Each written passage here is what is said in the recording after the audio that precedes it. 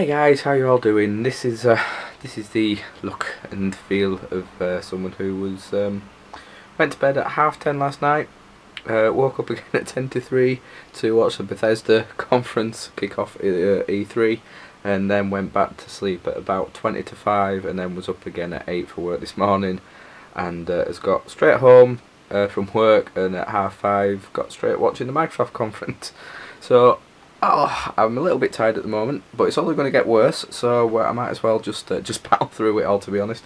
But yeah, what a start to E3, absolutely fantastic. I mean, I'm basically watching every single one of them and making notes on it all, because me and Lee are going to do a podcast. I haven't got that far. Going to do a podcast on Wednesday, the podcast. It's going to be an E3 special, just going over everything, and these are all the notes I've made just from the Bethesda and the Microsoft conference. But yeah, Bethesda kicked things off really well last night. I've never really been a massive Bethesda fan. I like the odd game here and there, but they've never been, one of my favourite kind of companies. But yeah, they really impressed me, especially with the new Doom game, Doom 4. That looks absolutely fantastic. That's something I might be interested in. But I think the big one so far of the conference, and it's going to be very hard to beat, Fallout 4, hands down. It just looks absolutely incredible. Speaking as someone who has never played a Fallout game before, never really shown that much interest in it, after watching that last night and seeing everything surrounding it and that goes with it, I literally cannot wait for that to come out, and don't even have to wait that long for it either. That's coming out in November. Even down to the separate gaming app that they've released, Fallout Shelter, which I've actually just got on now. They literally released that last night whilst they were doing it.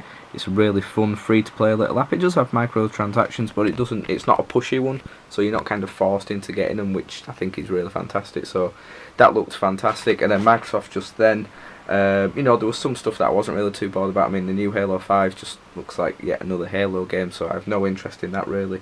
But looking at everything else, the biggest thing that they've done is they've created Xbox One backward compatibility, so Xbox 360 games will work on the Xbox One now.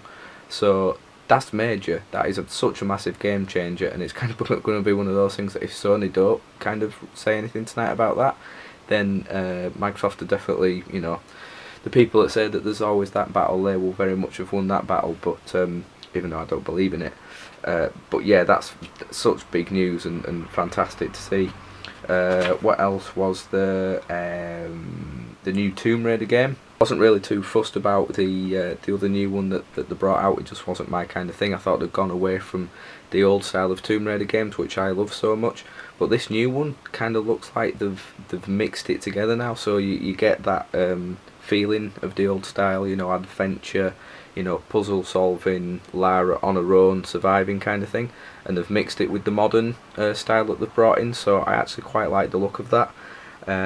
What else did they do? A lot of nice indie games as well, new indie games that look quite interesting, in particular Cuphead, which is like a 1930s style cartoon 16-bit platform game, which looked absolutely mental but looks superb. And yeah, tons and tons of other things that were just absolutely amazing. So yeah, the next conference is at where are we? At 9 PM. That's the EA one.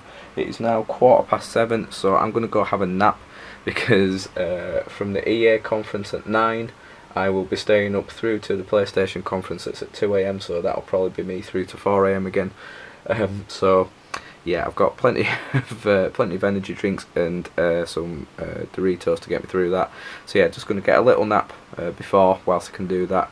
And yeah, I'll probably speak to you later, guys, hopefully. But if not, I will see you all very soon. So that's the EA conference done. It's now, what time are we on? It's now 25 to 11. It went on a lot longer than I thought. Yeah, it was a very slow conference actually, EA. The Bethesda and Microsoft one was very fast paced, just bringing out, game after game after game, new release and everything. But there was a bit too much talking and, talking about fan interaction and stuff in this one. Like bringing out, as much as I love Pele to bit, greatest footballer that's probably ever lived, or one of them. Bringing him out just to talk, before the FIFA 16 release thing. It had nothing to do with it. There was no need for it really.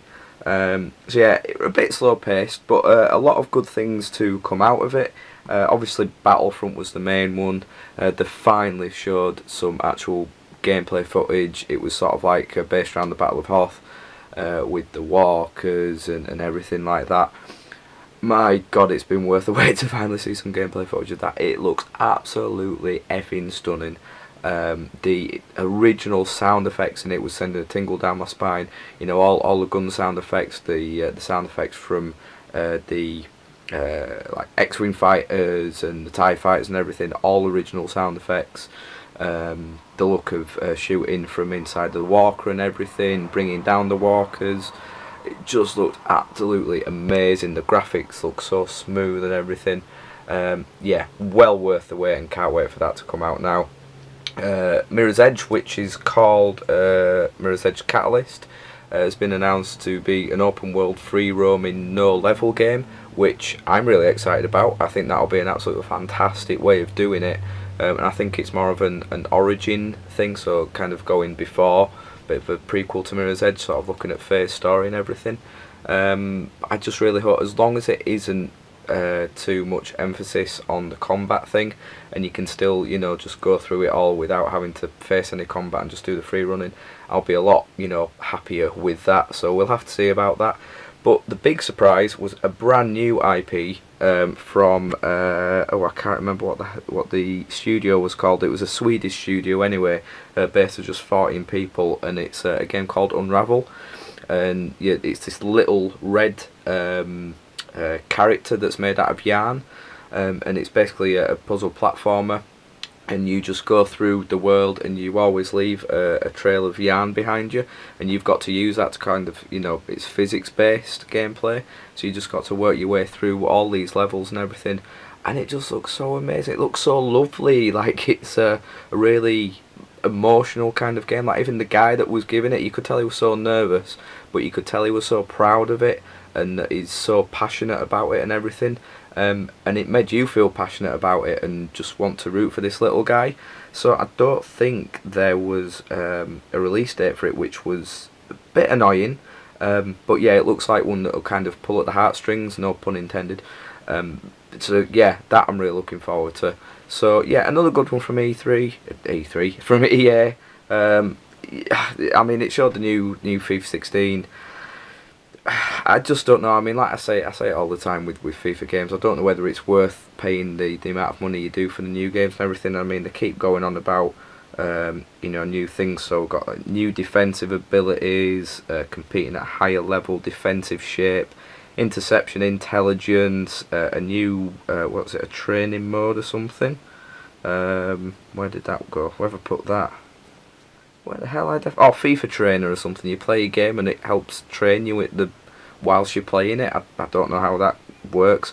Really good to see the women's teams involved for the first time. I think that's really great. Something everyone's glad to see. But once again, it just showed at the end that they're just putting a lot more emphasis into the Ultimate Team things, because the people who are getting rewards and everything are people who were Ultimate Team players in FIFA 15. So although I've always been a player of FIFA, I didn't play Ultimate Team, so I don't get a reward for it. So it just shows where, you know, the passion still lies with them. So a little bit annoying. And yeah, the sports bits were alright. I mean, the NFL game and NBA Live 16 looked really good, actually, I must admit. I've never really been into the basketball games, but that did actually look quite good. And apart from that, that was it really. So the next one is in about 10 minutes, and that's Ubisoft. So looking forward to that. Obviously, going to see probably some Assassin's Creed. Probably be seeing some The Division. Hopefully, we'll be seeing some of that, and various other things I can't remember off the top of my head. I'm getting a little bit tired, but I'm on a relentless, so hopefully that can get me through. So yeah, I don't know whether I'll speak to you again tonight, guys. I'll try to. But yeah, I might speak to you after the Ubisoft conference, but if not, hope you're all well, and I'll speak to you maybe tomorrow, guys. I'll see you then.